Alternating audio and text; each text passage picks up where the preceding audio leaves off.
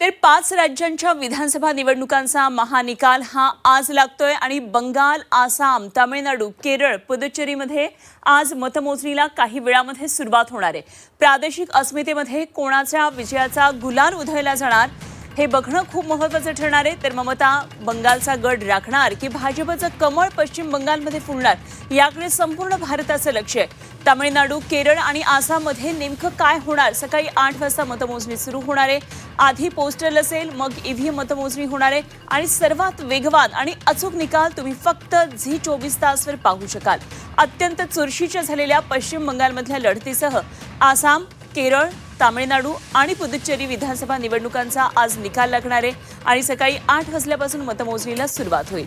त्यानंतर काही तासांमध्ये निकालाचं चित्र स्पष्ट होणार आहे। हे निकाल केवळ राज्याच्या राजकारणाची दिशा नव्हे तर देशाच्या राजकारणावर दूरगामी परिणाम करणारे असतील।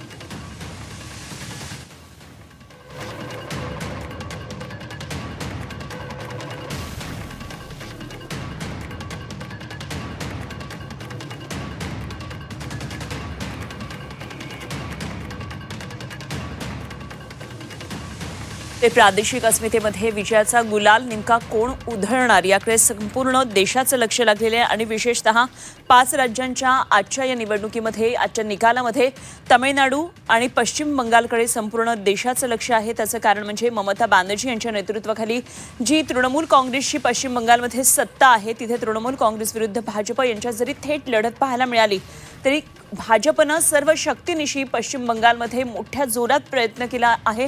त्यामुळे या प्रयत्नांना भाजपचे यश येता आहे का? तर भाजपच्या प्रयत्नांना उलथवून लावण्यासाठी ममता बॅनर्जी यांनी सुद्धा तुफान प्रयत्न केलेत। या दृष्टीनं काय नेमकं पश्चिम बंगालमधलं सगळं राजकीय वातावरण आज पलटतंय का, सत्तांतर होतंय का याकडे संपूर्ण देशाचं लक्ष असणार आहे।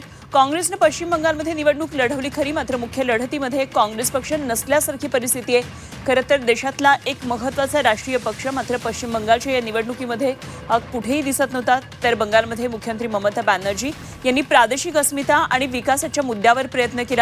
भाजपनं सत्तांतराच्या जोरदार प्रयत्न केले, त्यामुळे तिथं निकाल देशासाठी लक्षवेधी ठरणार आहे।